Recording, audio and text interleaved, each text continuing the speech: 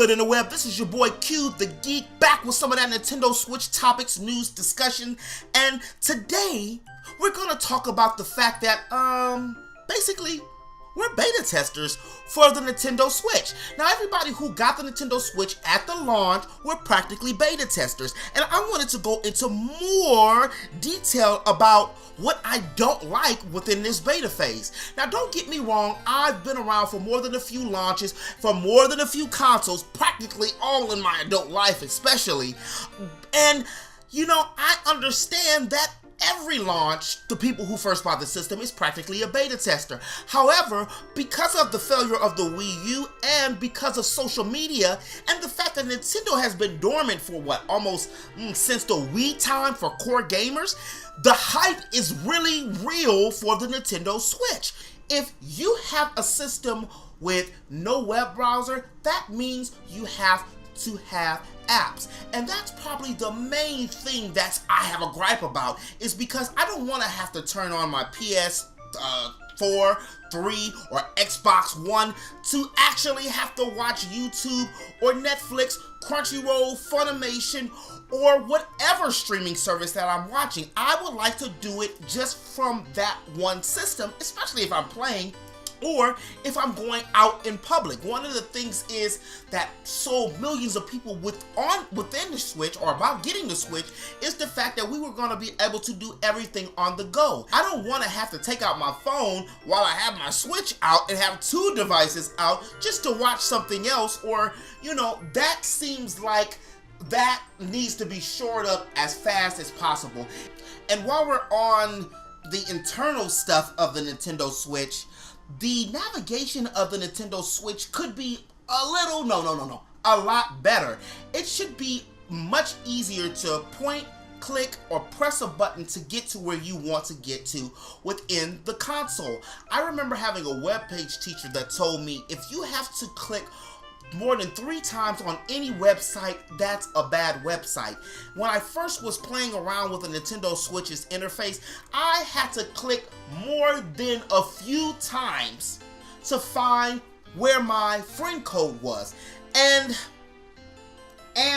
are we still on friend codes in 2017?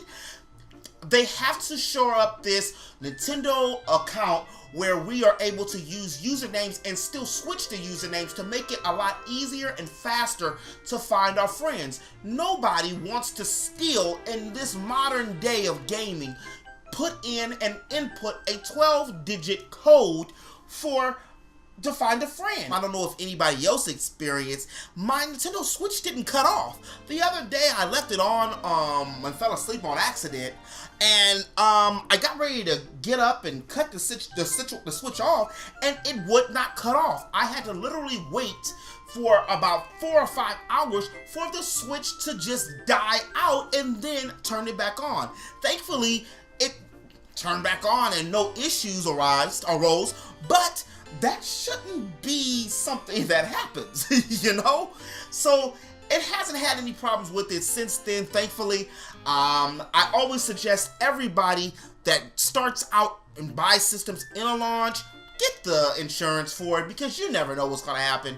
I also wanted to point out that I'm not really a big fan of when I have my Joy-Cons hooked to the actual console of the Switch, the screen, that the buttons are a little too close. That kind of bothers me. It's taking me a while to get used to it, and it's just like any new controller or anything. It does take a minute to get used to, but I would like it to be a little wider. And while we're on the topic of controllers, the Pro Controller, which I love this Pro Controller for the Switch. Ooh, I love this Pro Controller for the Switch. It's actually one of my favorite 3 controllers of all time already, and it's only been a couple of weeks. Nice weight, right size, nice buttons, nice analog triggers. Just the fact that there's no headphone jack on the actual controller. So I'm pretty sure that they're going to fix that, but what about all the people like me who bought a Pro Controller in the beginning? I guess we have to trade one in to get one with the headphone jack. Also, one of the main selling points for me with the Nintendo Switch is something they have not talked about officially, or even more, this might have just been wishful thinking on my part, is the fact that having some kind of connectivity with Android and iOS devices, i.e. Pokemon Go, Fire Emblem, Miitomo, Animal Crossing, the ability to be able to go out in the world on your smart device and have that link up to your Switch, or have Switch in hand and phone in hand, and be able to link these two up via your Nintendo account. Now again, it's only been 2 weeks since the Switch has been out. Can we get some kind of achievements? And if you don't want to do it for your first party games, can other people that do games, can other producers actually put some kind of achievements on their personal games so we can feel some sense of accomplishment?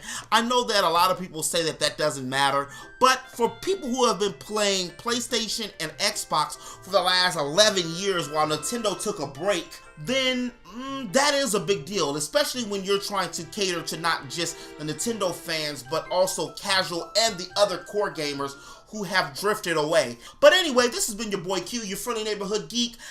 If you did like this video, please make sure you hit that like button. And if you're new to my channel, make sure you hit that subscribe button.